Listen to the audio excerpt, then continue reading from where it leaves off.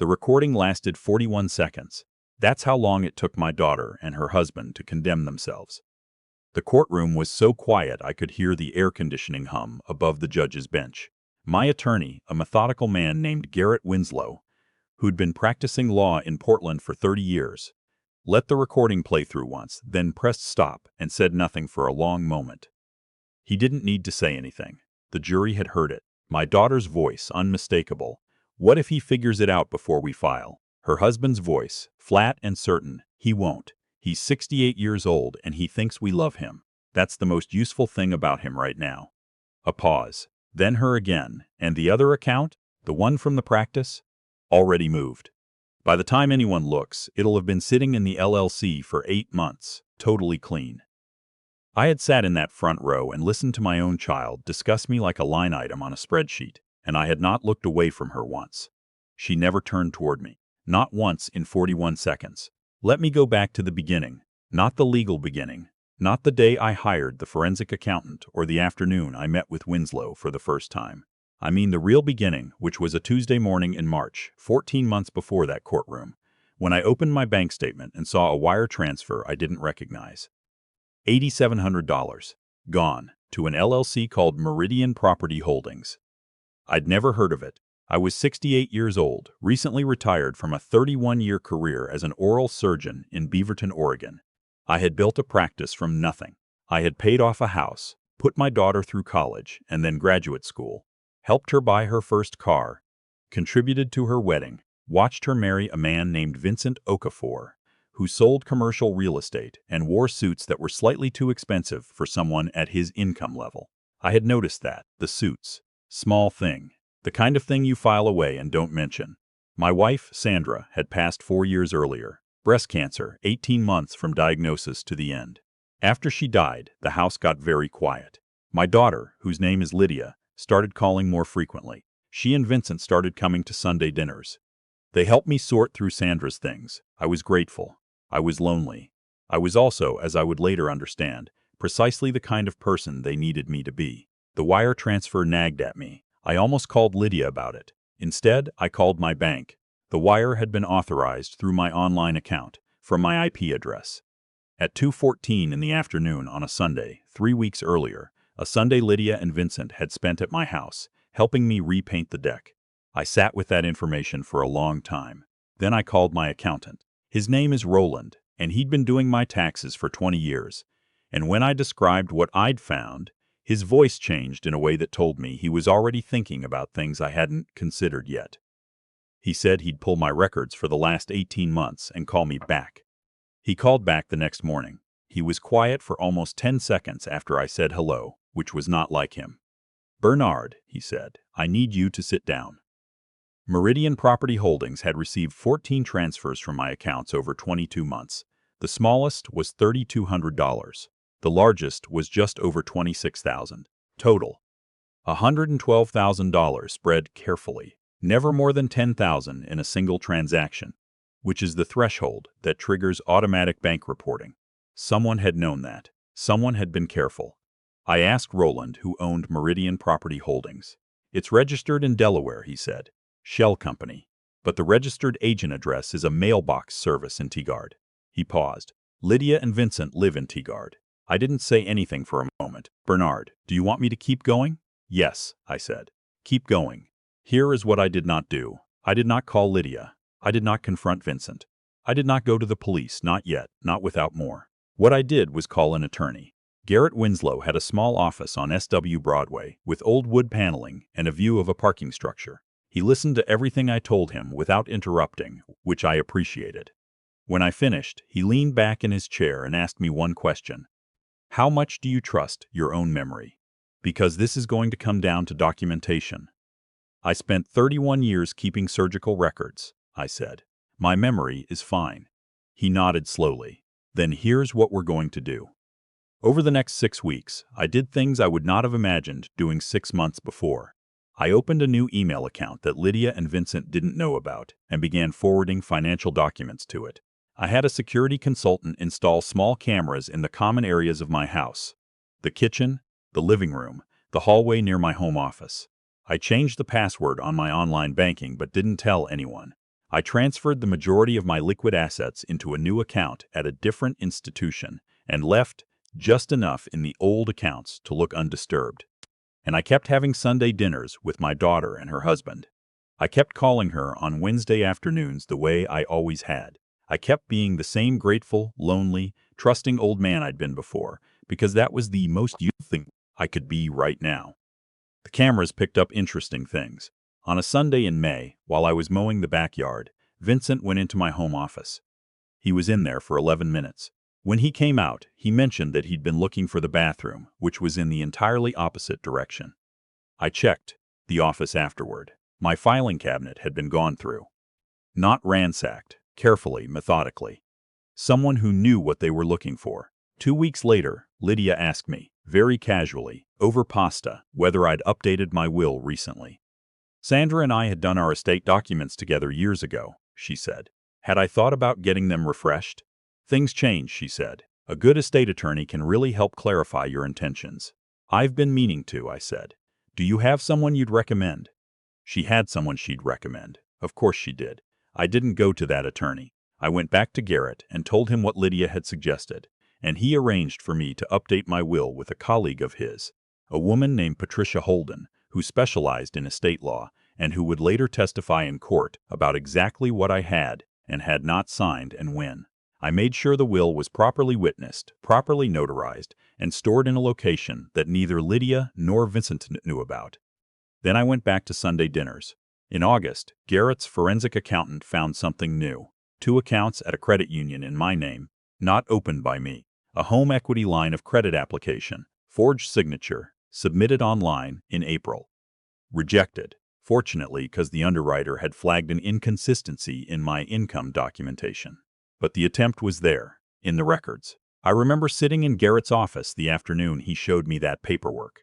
I looked at my daughter's handwriting, her attempt at my handwriting on a document designed to borrow against the house I'd lived in for 23 years, and I thought about Sandra, about how hard she'd worked, about the years we'd spent paying off that mortgage, about Lydia at 8 years old, running through the backyard in her soccer cleats, asking me to kick the ball with her. I let myself feel it for about 30 seconds. Then I asked Garrett what came next. The recording was Vincent's mistake. He had been careful. They had both been careful. But in September, they had a conversation in my kitchen while I was. They thought, asleep upstairs after a long dinner. It was a Saturday. They had stayed later than usual, and Vincent had had 2 glasses of wine, and something about the evening had made them both feel safe. The camera was in the smoke detector above the refrigerator. The audio was clear. They talked for 9 minutes. They talked about the LLC and which accounts still had access, and what the plan was if I asked about the transfers. They talked about the will, specifically, about whether the attorney Lydia had recommended would have any issues with what they were going to ask. They talked about the timeline. Vincent said something about needing everything wrapped up before Q2 because of a development deal he had pending. He needed liquidity. He needed it to come from somewhere clean. And if he starts figuring things out? Lydia asked. Then we move faster, Vincent said. But he won't. He's still grieving your mother. He wants to believe people love him. That makes this easy. I had listened to that recording 3 times in Garrett's office the following week. Each time, I had kept my face still. Garrett watched me carefully. You okay? He asked the 3rd time. I'll be okay when this is finished, I said. The police got involved in October. A detective named Louise Carver, Financial Crimes Unit, met with me and Garrett for 2 hours and went through everything Roland and the forensic accountant had assembled. She was direct and efficient, and at one point asked me, gently, whether I was sure I wanted to pursue this against my own daughter. She's the one who pursued it against me, I said. I'm just making sure there's evidence. The arrest came in November, both of them at their house in Teagard at 7 in the morning. Lydia called me from the police station. I let it go to voicemail. I have never listened to that voicemail. I don't intend to. The trial began in February. Their attorney was a man named Curtis Delroy, and he was good. He had a soft, reasonable courtroom manner and a strategy that I'd anticipated. Make me the architect. Make them the victims of my paranoia. Suggest that the financial transfers had been authorized and the will concerns had been innocent, and the whole prosecution was the revenge fantasy of a controlling, grief-stricken old man. Delroy opened by describing me as a man who had spent 31 years in a position of authority over patients who couldn't advocate for themselves, who had controlled every financial decision in his marriage, who had never fully accepted his daughter's independence or her choice of husband. A man, he suggested, who had orchestrated this entire situation to punish her. I watched the jury during that opening. 12 faces, careful and neutral. I was looking for the ones who shifted, who leaned forward slightly when Delroy talked about controlling fathers and independent daughters. There were 3 of them. I noted which seats they were in. Garrett's approach was quieter. He put the forensic accountant on the stand first, then the bank's fraud investigator, then Patricia Holden, who explained precisely what I had and had not signed and when. He built the foundation slowly, methodically, before he introduced the recording. When the recording played in that courtroom, I watched those 3 jurors. 2 of them stopped shifting. One of them looked at Lydia with an expression that wasn't sympathy anymore. Delroy tried. He cross-examined the forensic accountant on the methodology of tracing wire transfers. He challenged the chain of custody on the audio file. He suggested the camera installation had been entrapment, that I'd known from the beginning and had manipulated the situation. When it was my turn on the stand, I was ready for him. He started with the cameras. Mr. Beaumont, I should mention, my name is Lawrence Beaumont. I spent 31 years as Dr. Lawrence Beaumont, and I'm aware that carries a certain weight. Delroy had been careful not to use my title, I'd noticed. Mr. Beaumont, you installed surveillance equipment in your own home and didn't tell your daughter. I installed cameras after I found evidence that someone had been accessing my financial accounts without my knowledge, in my own home. But you continued to invite her over. Continued the Sunday dinners. Continued the Wednesday calls. You never asked her about the transfers. No, because you were building a case, because I was making sure I had evidence before I made an accusation against my own child. Yes, you wanted her to keep committing crimes so you'd have more proof. I looked at him steadily. I wanted to understand the full scope of what was happening so that when I came forward, there was no question about what had occurred. Would you prefer I had confronted them with one wire transfer and given them the opportunity to explain it away? He shifted. You could have gone to the police in March. I went to the police in October with a complete and documented picture of 14 months of financial fraud and a forged credit application. Detective Carver can speak to which approach was more useful. Delroy tried one more angle. He called Lydia to the stand, which I had also anticipated. She was composed, more composed than I expected. She talked about her childhood, about feeling secondary to my career, about how Vincent had helped her understand her own worth. She cried at the right moments. She said she had believed, truly believed, that the transfers were money I had offered and then forgotten about, that my memory had been declining, that she had been worried about me. Garrett's cross-examination took 11 minutes. He walked her through each transfer, date by date, and asked whether she had any documentation, any text, email, voicemail, note, of me offering those specific amounts on those specific dates. She had none. He asked whether she could explain why, if she believed the transfers were legitimate, they had been routed through a Delaware LLC rather than her personal account. She said Vincent had set that up. Garrett asked whether she had benefited from the funds in that LLC. She said she didn't know the specifics. He asked her to explain, in her own words, the conversation captured in my kitchen in September. She said the recording had been taken out of context. Garrett played it again. The jury deliberated for 2 days. I spent those 2 days at my house in Beaverton, in the same kitchen where that recording had been made, drinking coffee and reading. I had taken up woodworking during retirement. Small things, nothing fancy. A few picture frames, a little shelf. I worked in the garage those 2 afternoons and thought about nothing in particular, which was the only way I'd learned to manage the waiting. My old colleague from the practice, a woman named Dr. Reeves, who had bought out my patient files when I retired, called to check in. I told her things were progressing. She asked if I was sleeping. Better than I expected, I said. That's because you did everything right, she said. You documented, you waited, you didn't make it emotional when it needed to be factual. You're a surgeon. That's what you know how to do. She wasn't wrong. The verdict came on a Thursday afternoon. The courtroom had more people in it than I'd seen since opening statements, the kind of attendance a case gets when the verdict is expected to be significant. Lydia and Vincent were brought in together. They looked smaller than they had at the start of trial. That is the only word I have for it. Smaller. The foreperson was a man in his 60s with reading glasses pushed up on his forehead. He read from the paper in a voice that was measured and clear. On the charge of wire fraud against Vincent Okafor, guilty. On the charge of identity theft against Vincent Okafor, guilty. On the charge of forgery against Vincent Okafor, guilty. 3 counts, 3 guilty verdicts. Then he turned to Lydia's charges. Wire fraud, guilty. Identity theft, guilty. Forgery, guilty. Conspiracy, guilty. 4 counts. Lydia had known longer. Lydia had participated more directly in the will scheme. The additional count reflected that.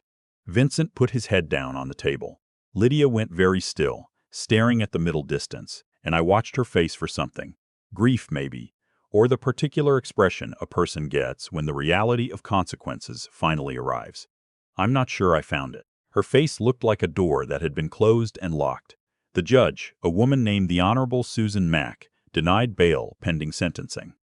Outside the courthouse, Garrett shook my hand. He said something about the strength of the documentation, the quality of the forensic work, the way the recording had foreclosed any reasonable doubt. I thanked him. We stood on the courthouse steps for a moment in the February drizzle, and I thought about Sandra the way I always did in moments when I needed her most. She would have been heartbroken. She had loved Lydia in the uncomplicated way that mothers love daughters, without the distance that sometimes grew between Lydia and me. She would have been heartbroken, and she also would have told me I'd done the right thing. I thought about that on the drive home. Sentencing was 6 weeks later. Vincent received 7 years in federal prison, with restitution of the full $112,000, plus interest and legal fees, a total of $138,000. His commercial real estate license would be revoked.